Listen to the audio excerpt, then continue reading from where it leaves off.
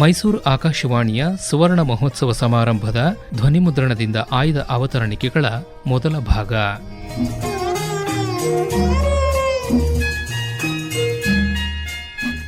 ಸಮಾರಂಭದಲ್ಲಿ ಮುಖ್ಯ ಅತಿಥಿಗಳಾಗಿದ್ದವರು ಆಕಾಶವಾಣಿ ತಿರುವನಂತಪುರಂ ಕೇಂದ್ರದ ಮೊದಲ ನಿರ್ದೇಶಕರು ಹಾಗೂ ಮೈಸೂರು ಆಕಾಶವಾಣಿಯಲ್ಲಿ 1950ರಿಂದ 1955ರವರೆಗೆ ನಿರ್ದೇಶಕರಾಗಿದ್ದ ಶ್ರೀ ಜಿಪಿಎಸ್ ನಾಯರ್ ಅಥವಾ ಜಿ ಪರಮೇಶ್ವರನ್ ನಾಯರ್.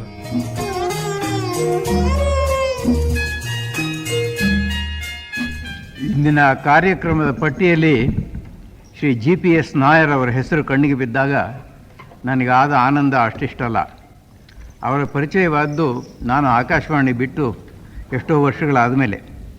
ಅನಂತರ ಅವರು ಬೆಜವಾಡಕ್ಕೆ ಹೋದ ಮೇಲೆ ಒಂದೆರಡು ಸಾರಿ ಅವರೊಡನೆ ಪತ್ರ ವ್ಯವಹಾರ ಇಟ್ಕೊಂಡ ನೆನಪು ಇದೆ. ಆಮೇಲೆ ಅವರು ಭಾರತಾದ್ಯಂತ ಸಂಚಾರ ಮಾಡಲಾರಂಭಿಸಿದರು. ನಾನು ಇನ್ನೂ ಹೆಚ್ಚಿನ ಸಂಚಾರಿಯಾದೆ. ಅವರ ಜೊತೆ ಸಂಪರ್ಕ ಕಡಿಮೆ ಆಯಿತು. ಆದರೂ ಅವರ ವ್ಯಕ್ತಿತ್ವ ಮರೆಯಲಾಗದ್ದು. ಸರಳ ಹೃದಯರು, ಸಾಹಿತ್ಯ ಪ್ರೇಮಿಗಳು, ಸಂಗೀತ ಪ್ರೇಮಿಗಳು. ಮೈಸೂರು ನಗರಕ್ಕೆ ವಿಶಿಷ್ಟವಾದ ಮೋಹಕತೆ ಹೊಂದಿದೆ. ಬೆಂಗಳೂರಿನ ಜನಕ್ಕೆ ಅದು ಅರ್ಥವಾಗೋದಿಲ್ಲ.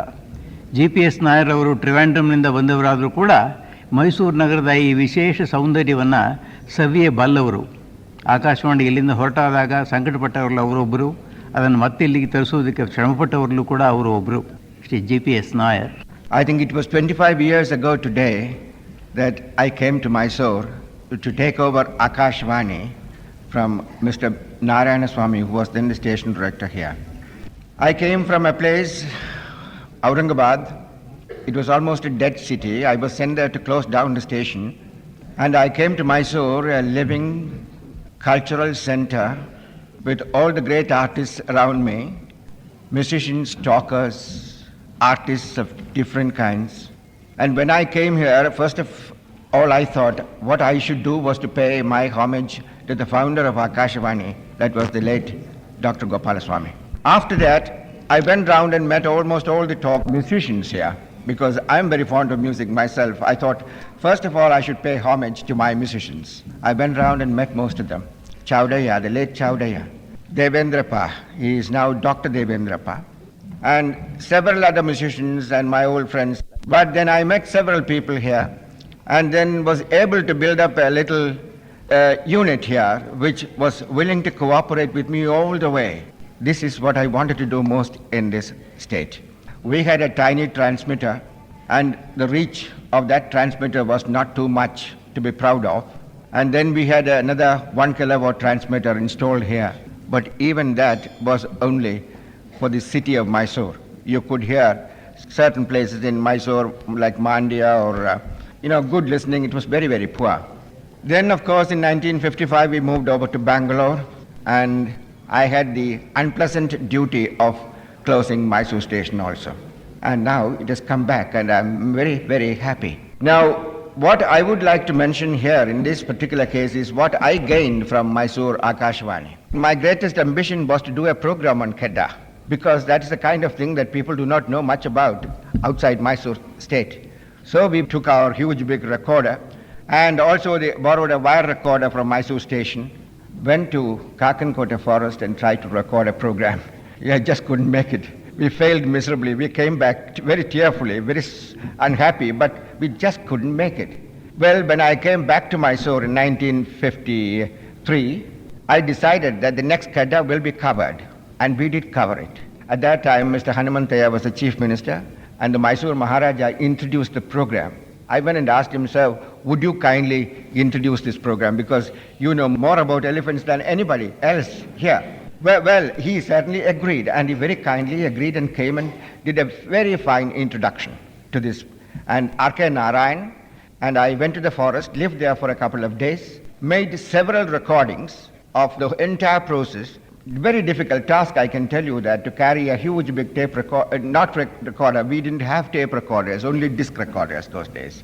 Well, we went and recorded. Well, in any case, we did a very, very fine program, and I was extremely happy. Well, that was one of the fine documentaries that we did outside Mysore station. And inside, we had the pleasure of having people like Mysore Vasudevacharya to help us in the production of programs like Veena Sheshana, Sadashiva Rao, and Bidaram Krishnappa. Great man Vasudevachar was, apart from being a composer, who always was willing to smile and come to the station and do a recording for us. I had one great difficulty here in Akashvani, Mysore. We had very few disc recorders here, only two. And Marshal Tito was visiting Mysore. And I was asked to make a recording of Marshal Tito and send it to Delhi for broadcast. Well, he came, a very nice, pleasant person. He came along, came to the studio, talk studio, and sat down and started recording this talk.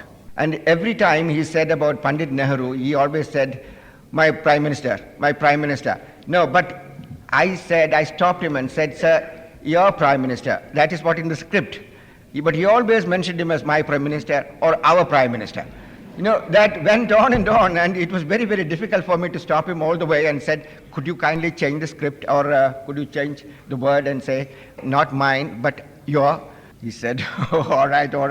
That means I lost about 3 discs. But, you know, this happened. This is a true story.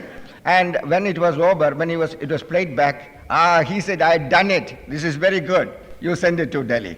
I was very, very happy. And in fact, he offered me a tiny little present, which of course I could not accept. Anyway, these are the kind of things that were happening those days when we had no equipment at all. Akashvani, during its existence here, did a wonderful job, and I'm sure it will continue now with the revival of Akashvani here, and All India Radio will go on, and it will never cease to function. So it is not only the centenary that we will celebrate. I do not know whether we will celebrate, but most of you might celebrate, and we would be looking forward to the advancement of broadcasting in this country for a very, very long time. Thank you very much. Male Madeshwara ಸಂಪ್ರದಾಯಕ್ಕೆ ಸೇರಿದವರು ದೇವರಗುಡ್ರು. ಇವರು ಬಳಸುವ ವಾದ್ಯ ಕಂಸಾಳೆ. ಕಂಸಾಳೆಯ ಕಣಕನ ನಾದ, ಮಾದೇಶ್ವರನ ಕುರಿತ ಸುಶ್ರಾವ್ಯವಾದ ಮೇಳ, ರೋಮಾಂಚಕಾರಿಯಾದ ನೃತ್ಯ, ಇವುಗಳಿಂದ ಮುಪ್ಪುರಿಕೊಂಡ ಕಲೆ ಈ ಬೀಸ್ ಕಂಸಾಳೆ ನೃತ್ಯ. ಸುಪ್ರಸಿದ್ಧ ಕಲಾವಿದರಾದ ಕಂಸಾಳೆ ಮಹಾದೇವಯ್ಯನವರು ಈ ಕಲೆಗಾಗಿ ರಾಷ್ಟ್ರ ಪ್ರಶಸ್ತಿಯನ್ನು ಪಡೆದಿದ್ದಾರೆ. ಅವರ ಶಿಷ್ಯರು 100 ಮಂದಿ. ಅವರ ಈ ಕಲಾ ಪ್ರತಿಭೆಯನ್ನು ಗುರುತಿಸಿ ಮೈಸೂರು ವಿಶ್ವವಿದ್ಯಾನಿಲಯ ಅವರನ್ನು ಸಂದರ್ಶಕ ಕಲಾವಿದರನ್ನಾಗಿ ಆಯ್ಕೆ ಮಾಡಿದೆ.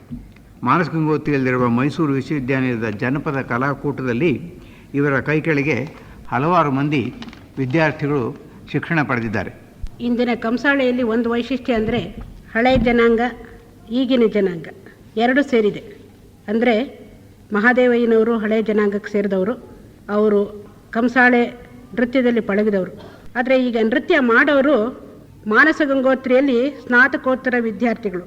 ಅದರಿಂದ ವಿದ್ಯಾವಂತರಾದ ತರುಣರು ಈ ಕಲೆಯನ್ನು ಕಲಿತುಕೊಂಡು ಈ ದಿನ ನೃತ್ಯ ಮಾಡ್ತಾರೆ. ಅದೇ ವೈಶಿಷ್ಟ್ಯ. ತಂದನಾನ ತಂದನ ತಾನನ್ನ ತಂದೆ ನಾನ ತಂದನಾನ ತಂದನ ತಾನನ್ನ ತಂದನಾನ ತಂದನ ತಾನನ್ನ ತಂದೆ ನಾನ ತಂದನಾನ ತಂದನ ತಾನನ್ನ ಕೊಡಗವಯ್ಯ ಮಲಯಾಳನ ರಾಜ್ಯಕ್ಕೆ ಗಡಿಯಾವದಂದರೆ ಬೆಡಗಿನಂತ ಪಿರಿಯ ಪಟ್ಟಣ ತಂದನಾನ ತಂದನ ತಾನನ್ನ ತಂದೆ ನಾನ ತಂದನಾನ ತಂದನ ತಾನನ್ನ ಬೆಡಗಿನಂತ ಪಿರಿಯ ಪಟ್ಟಣಕ್ಕೆ ಯಾರಂದಾರೆ ಧೀರನಾದ ವೀರಾಜಿ ಅರಸಲ್ಲ ತನ್ನಲಾನ ತಂದನ ತಾನಲ್ಲ ತಂದೆ ನಾನ ತನ್ನಲಾನ ತಂದನ ತಾನಲ್ಲ ಧೀರನಾದ ವೀರಾಜಿ ಅರಸಲ್ಲ ವೀರಾಜಿ ರೂಪ 24 ಸವರ ದಂಡಿನಲ್ಲ ತನ್ನಲಾನ ತಂದನ ತಾನಲ್ಲ ತಂದೆ ನಾನ ತನ್ನಲಾನ ತಂದನ ತಾನಲ್ಲ 24 ಸವರ ದಂಡಿನಲ್ಲ ವೀರಾಜಿ ರೂಪ ಒಬ್ಬದಲ್ಲೇ ದರ್ಬಾರ ಮಾಡಿದ ತನ್ನಲಾನ ತಂದನ ತಾನಲ್ಲ ತಂದೆ ನಾನ ತನ್ನಲಾನ ತಂದನ ತಾನಲ್ಲ ಒಬ್ಬದಲ್ಲೇ ದರ್ಬಾರ ಮಾಡವಾಗ ಮೈಸೂರು ದಳವಾಯಿ ಪಿರಿಯಪಟ್ಟಣಕ್ಕೆ ಮುಗಿಲಿ ಹಾಕಿದ ತನ್ನಲಾನ ತಂದನ ತಾನಲ್ಲ ತಂದೆ ನಾನ ತನ್ನಲಾನ ತಂದನ ತಾನಲ್ಲ ಚಾಮುಂಡಮ್ಮ ನೀನೆ ಗತಿಯೆಂದು ಮೈಸೂರು ದಳವಾಯಿ ನುಗ್ಗಿ ಸೂರೆ ಮಾಡುವರು ತನ್ನಲಾನ ತಂದನ ತಾನಲ್ಲ ತಂದೆ ನಾನ ತನ್ನಲಾನ ತಂದನ ತಾನಲ್ಲ ಧಾಮುದು ಮನೆ ತಿರಂಗಿ ಒಡೆದಾರೆ ಪಿರಿಪಟಾಣದೊಳಗೆ ಮದ್ದು ಒಗೆಯ ಕವದೆ ಒಯ್ತಲ್ಲ ತನ್ನಲಾನ ತಂದನ ತಾನಲ್ಲ ತಂದೆ ನಾನ ತನ್ನಲಾನ ತಂದನ ತಾನಲ್ಲ ಚಟ್ಟೋಲಿ ಕಲಾಯಿ ಒಡೆದಾರೆ ಪಿರಿಪಟಾಣದೊಳಗೆ ಮದ್ದು ಉಂಡು ಹಾರಾಡು ಸೈತಲ್ಲ ತನ್ನಲಾನ ತಂದನ ತಾನಲ್ಲ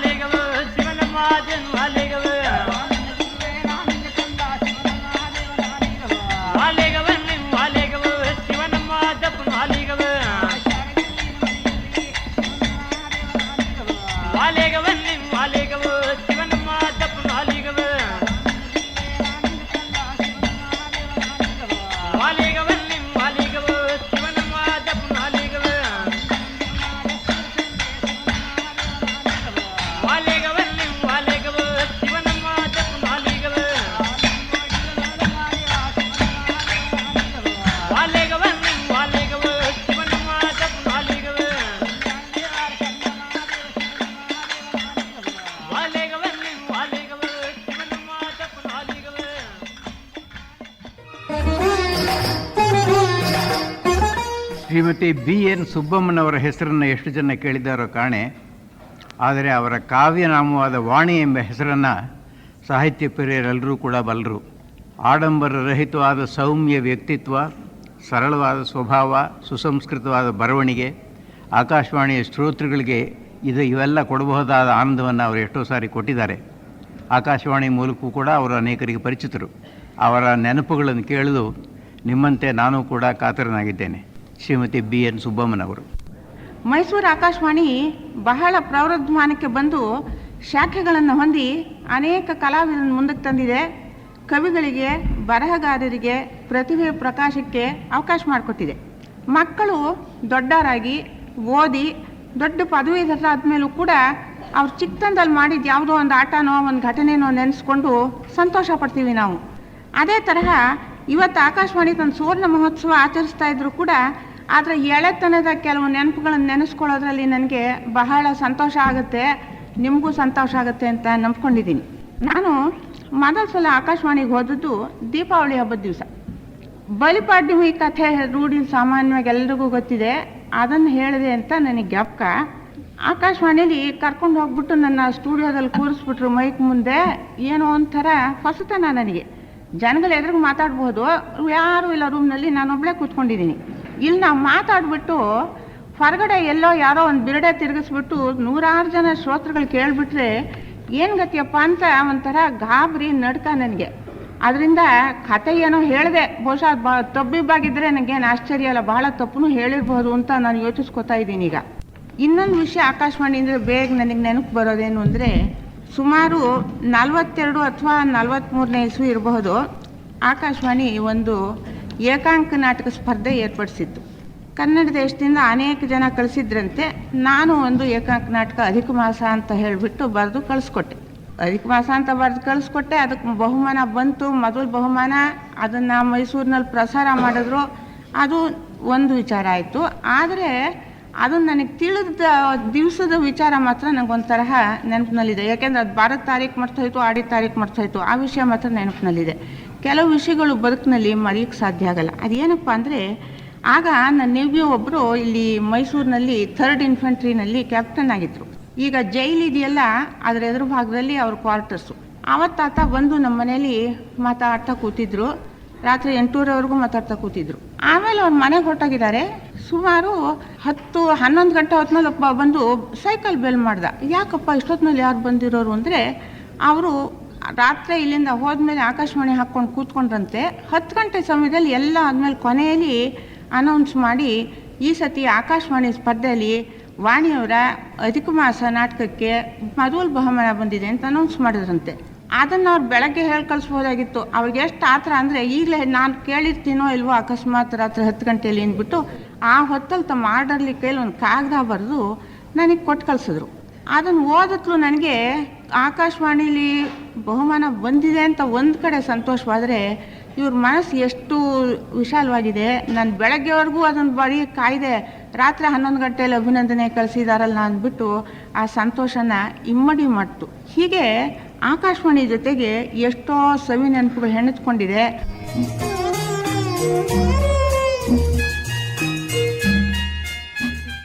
ವಾದ್ಯವೃಂದ, ನಿಲಯದ ಕಲಾವಿದರಿಂದ ಭೈರವಿ ರಾಗದಲ್ಲಿ ತ್ಯಾಗರಾಜರ ಕೃತಿ ಲಲಿತೆ ಶ್ರೀಪ್ರಬುದ್ಧೆ ಶ್ರೀಮತಿ ಆದಿತಾಳ.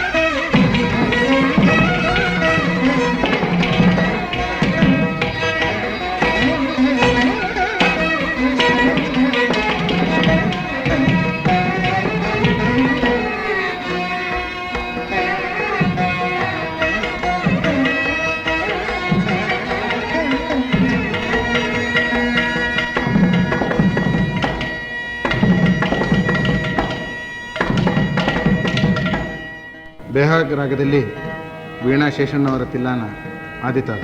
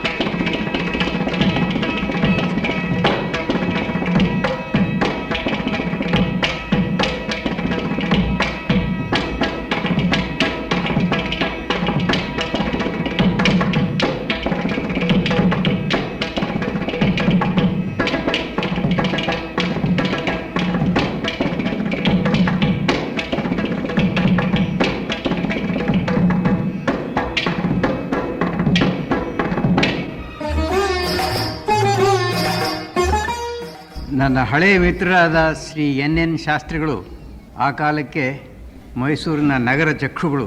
ಮೈಸೂರಿನಲ್ಲಿ ಯಾವ ಕಡೆ ಏನಾಗಲಿ ಅದು ಅವ್ರ ಕಣ್ಣಿಗೆ ಬೀಳದೇ ಇರ್ತಾ ಇರಲಿಲ್ಲ. ನಮಗೆ ಸುದ್ದಿ ಸಂಗ್ರಾಹಕರು ಅಂತ ನಾವು ಅವ್ರಿಗೆ ಸಂಬಳ ಕೊಡ್ತಾ ಇದ್ದದ್ದು ಆಕಾಶವಾಣಿಯವರು. ಆದರೆ ಅವ್ರನ್ನ ಎಲ್ಲ ಕೆಲಸಕ್ಕೂ ಎಳಿತಾ ಇದ್ವು. ಬಹಳ ಸರಳವಾದ ವ್ಯಕ್ತಿತ್ವ, ಹಾಸ್ಯಪ್ರಿಯರು. ಅವರು ಹಿಂದೆ ತಮ್ಮ ಕಾರ್ಯಕ್ಷೇತ್ರವಾಗಿದ್ದ ಆಕಾಶವಾಣಿ ವಿಷಯದಲ್ಲಿ ತಮ್ಮ ಅನುಭವವನ್ನು ಈಗ ತಮಗೆ ನಿವೇದಿಸಲಿದ್ದಾರೆ. ಡಾಕ್ಟರ್ ಗೋಪಾಲಸ್ವಾಮಿಯವರು ನಾನು ವರದಿಗಾರನಾಗಿದ್ದ ಪತ್ರಿಕೆಯ ಚಂದಾದಾರರಾಗಿದ್ದರು. ನನ್ನ ವರದಿಗಳನ್ನು ಓದಿ ಮೆಚ್ಚಿ ನನ್ನನ್ನು ಮೈಸೂರು ನಗರದಲ್ಲಿ ಆಕಾಶವಾಣಿಯ ವರದಿಗಾರನನ್ನಾಗಿ ನೇಮಿಸಿಕೊಳ್ಳುವ ಇಚ್ಛೆಯನ್ನು ವ್ಯಕ್ತಪಡಿಸಿದರು.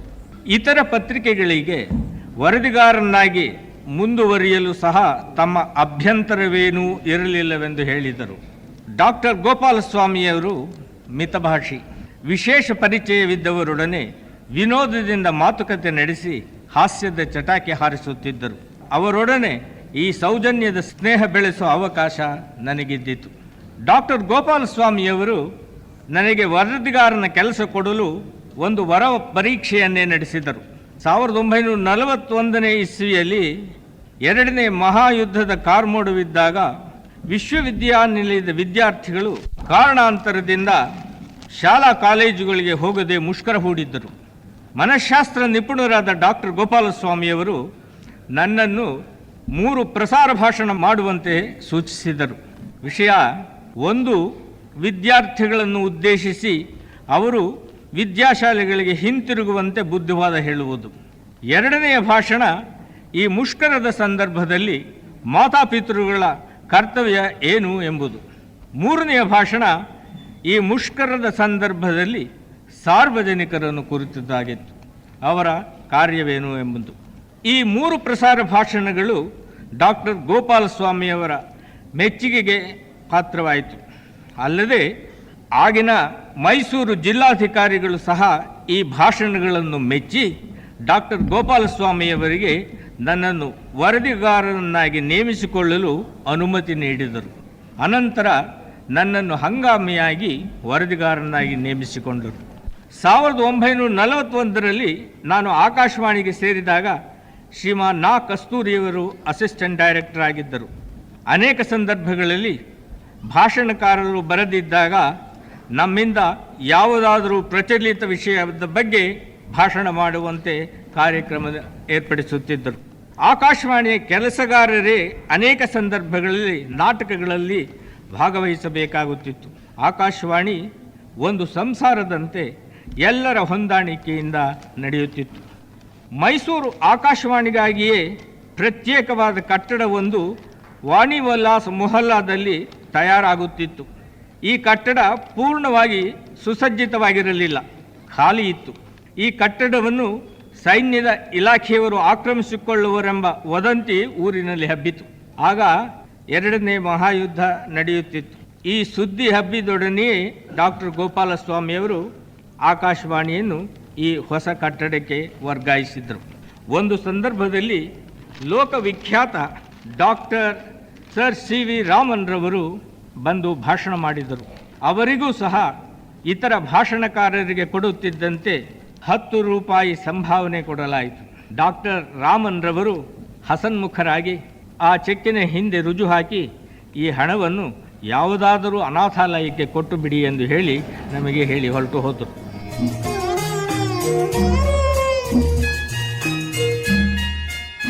ಸಮಾರಂಭದಲ್ಲಿ ಕಾರ್ಯಕ್ರಮದ ನಿರೂಪಣೆ ಮಾಡಿದ್ದವರು ಪ್ರೊಫೆಸರ್ AN ಮೂರ್ತಿರಾಯರು. ಮೈಸೂರು ಆಕಾಶವಾಣಿಯ ಸುವರ್ಣ ಮಹೋತ್ಸವ ಸಮಾರಂಭದ ಧ್ವನಿಮುದ್ರಣದಿಂದ ಆಯ್ದ ಅವತರಣಿಕೆಗಳ ಮೊದಲ ಭಾಗವನ್ನು ಕೇಳಿದಿರಿ. ಈ ಕಾರ್ಯಕ್ರಮವನ್ನು 5/2/1978ರಲ್ಲಿ ಧ್ವನಿಮುದ್ರಿಸಿಕೊಳ್ಳಲಾಗಿತ್ತು.